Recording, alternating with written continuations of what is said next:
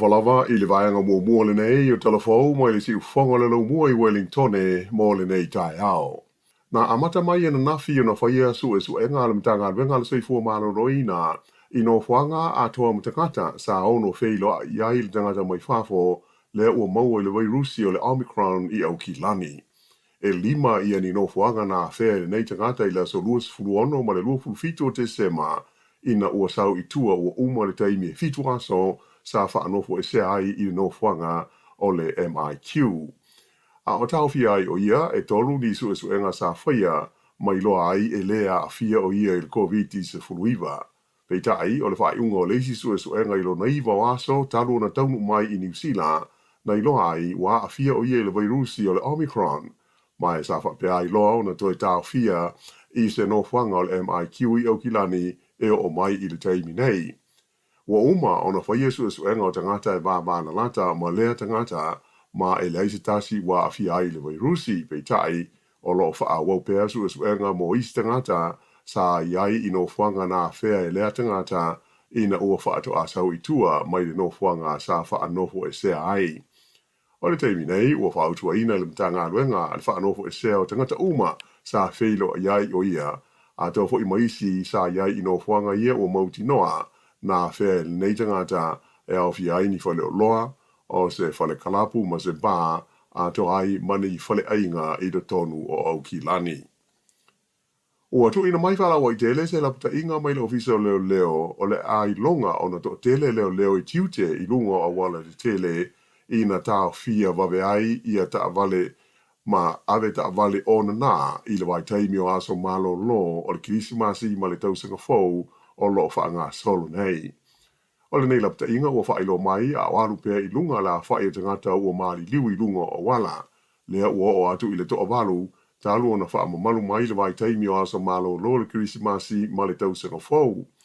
Na maliu se tangata I le mea na lawe vea aini ta awale se tolu ana nafi I le awale tele numela tasi I le pita nuu o Pukenui I Northland. Ua wha apopo atu lea maliu I le toa fitu o isi tangata ua whanoro la tau soifua o na wha lawe tau ta wale talu mai la so luas fulfa o te sema. Whaalia mai e leo o le taimi o asa malo lo le kirisimasi ma le tausanga taluai.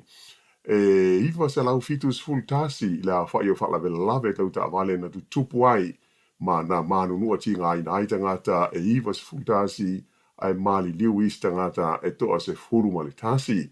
O le awa malosi ma fuala au wa asa ina le mafuanga o le sidia I le afa o ia whaalawe lawe.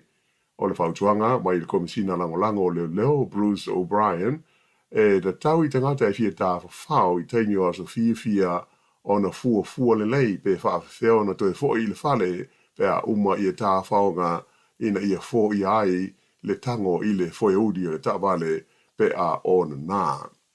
E whaase furu ono la wha I o mai o le koviti sa wha mawina I do tono New Zealand ana nafi ele mtanga luenga le soi fua malolo ina.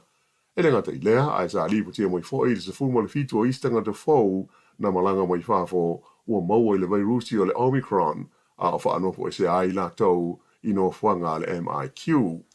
O le a whainga ua o atua I nei I le fitu se fumo le tasi, le a whaia tangata ua maua I le Omicron whaatusa I le lima se furu whaasa iai I le aso lua.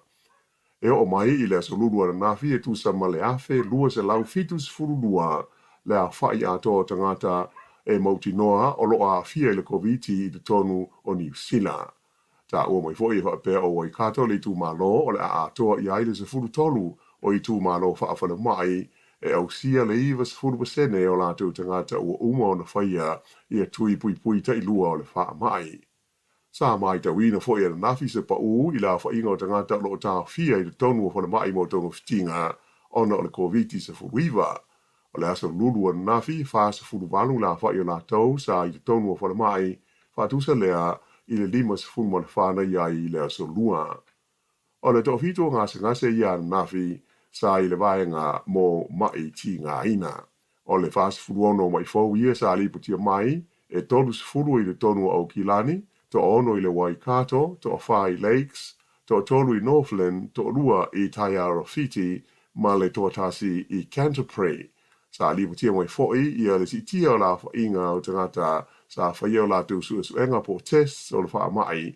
o la wha inga sa iai le sululu, e walu a fe fitu se lau fitu se fultolu, wha atusa le ele fitu a fe lima se lau wha se furu i le sunua, ma le lima a fe fitu se lau se furuono i le asonga fua.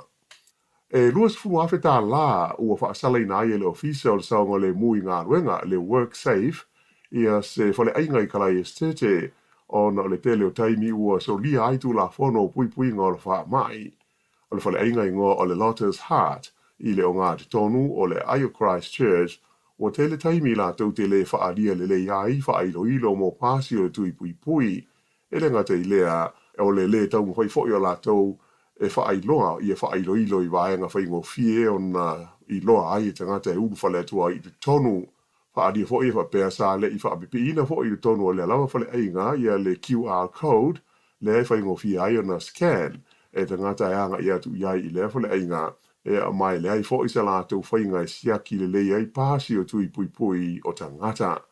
E tolu ni whaalinga o nisi sala o tu ina atu i le whale ainga ma se la inga i le toe whaia o isi sala mamafa pe awhai e i loa muluuriane e le i whaia ni tui pui pui o rātou te ngata whai ngā ruenga. Whaalia mai e le whaaururunga o le vaenga o le ofisa asiasi a le mtanga ruenga le nei le WorkSafe o Simon Humphries o sala ia o tu ina atu i le pisnisi e mafua ona o le telo taimi o rātou le usita ia ai le tulafono o pui puinga o le whaamai COVID-19 ma le iwa. O le si vaenga o le tātou tala, o le a whaia le malo saina ni la sanga tā le whengai, pe a whaia Taiwan, ia ni ngai o ingai ono o vea i la tau ma malo tūto tasi, o se lau ta inga lea mai se suisi ni o le malo saina i Beijing, sa ta ua i fo i le sui, e fo ringa mai o le a wha aua au ma wha ate tele i le tau sanga fōu, a winga i o le malo Taiwan, a toa i fo i ma le a ia atu i ai o isi malo mai whafo. O Taiwan, o lo pulea i te mine i whainga wha te mokalasi, ai peita ai o le tāofi o le malo saina o Taiwan o se vaenga leo saina, mai ua alu nei i le lua tusanga, o whaia la tau fuafuanga wha awhita fita a toa maisi whainga e whaailoa tuai i le larulangi e ui ina te te i ai le malo Taiwan, ma le fia fo i hai i le malo tele o Amerika. Whaalia mai ele whaarurunga o ofisa o mta aupu tau Taiwan i le tono saina le lii o Ma Xiao Guan e tau mo whai pēr saina i ni awala file mu ina ia toi tu whaatasi ai mo Taiwan ai pita ai o ni tau whainga e mo motu e se mai Taiwan mo saina o le a le tuu ma ina saina. O le mano Amerika o le lango losi leo Taiwan i le taiminei e iai taimi e masani o na whaalia e saina o Taiwan o se tasi leo ma ta upu ma ale i le vā whenga iai o saina ma le malo Amerika. O se tangata mai au ki lani na maa loto tasi le 15 miliona o le Powerball o le loto ano pō, ma ua mautino ai le amata le lei o lana ia tausanga fau. O le pepa na maa lo sa whaatauina i le whale whaatau waitusi a toa poi manus pepa i le Victoria Street i au ki lani. O lana whaailonga i le ngata i le 15 miliona tā la o le Powerball, ai whaapōpo i ai Malaysi lua se la wafe tā la le vaenga o le whaailonga mua. O lona luas fultasi a ile nei o te ngata ua malo i le Powerball i le nei tau sanga.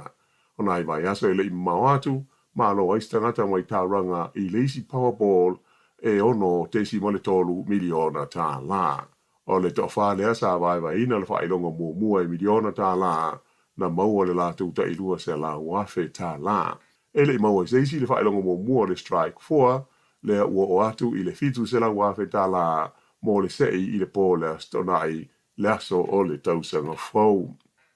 E iai nisi ua manatu e le tau na whaia se pol kalame whalawa i tele, e una i aita ngata ina i tapena masao ni uni mo le taimi, e ono malosi ai le pipisi o le koviti, o ia tāpenanga e au fi ai, i le tāpena o mea tāu mafa ma mea inu a toa mawaila au mo tau stinga,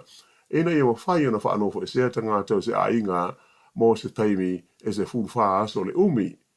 Whainu mera sa atu ina mai al company sue o le Horizon Research ua iloa ai, e na o le 40% tangata o le tunuu ua sauni mo waila au atoa matonga fitinga, ia whapea fo ima mea ai mana umia, ma isi mea mo le tausinga masani, pe awhai e mana umia la tau e whanofo e sea mo se umi lua vai aso. o le 35% o tangata na fisiringia e le Horizon Research na lātou whaalia e na o se vaenga ua tā pēna iai. Whaalia e le li o Graham Coleman, stasi o whaatonu o le kompani su ele nei, e le tau o na ese Paul Kalame whalawa i tele e mautino ai e saunia malawa tā pēna tangata uma o le tunuu, e e tā ua fōi ua iloa i lātou sa i linga, o leisis 45% o tangata māritua e tusa ma le whasela o awhi sa fisiringia e au noa ma se popole pe manatu mamafa e ta pena ma sao ni uni. Mai o se tūlanga lea, wha popole ina ai, ai moise pe ai ai se taimi o le ai longa o na malosi ai le PPC o le wha mai i te tonu o le tunuu. E to lua tangata na tāwhi whea i le waitawhi o le mana watu i le waulia nafi ma sa whaia iai sa i linga leo ma vaenga mo ngā luenga la mea ai. Tupu le whalawe le mamau ma le vaenga i ngoa o le Maxwell's Line e masani na to tele tangata i fia ta ele ai. Whaamania mai i le loe whaapea o se teini teachers futasi tau sanga le matua sa whaale tonua i le vai. O na oso atu le i ai o se tama i tai e 2.5 tau sanga le matua ma tau whaita whiwhea ma le i loa ai pe tusa o le a le tolu i le awa uri o le so lulu. Sa le i mawhai e ainga na iai le taimio na lawe ia i la ua ma lipo tia ai le whaalawe lawe i leo. Whailo mai nei e whapea o le atoe wha awau i sa i linga mo i ma la ua i e to'lua i le so.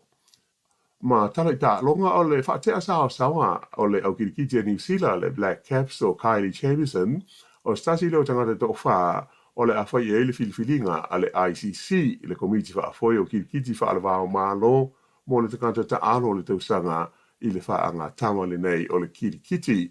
O le Rio Jamieson, luas furona tausanga le matua, sa i longa ona le leila na te alo i te alo mawhaitawina mo New Zealand le nei tausanga. Luas fuma le fitu la whai ona pē na maua i se fua a velesi e tusa ma le se furu fitu tesi ma le lima tasi. Mai o ia na ve hoi ma tawa te alo le ta alonga lenda si umpini ai New Zealand i le tausanga le laulangi mo te alonga whaitawina wha le vao ma lo le masina o iuni. Whai ungo le masina fau whatu a whai lomo iai po ai se tasi o le a manu malo i le whai longa tau o loa le nei a le ICC. O le whai wana nāle ni wha o poponga o tala fau.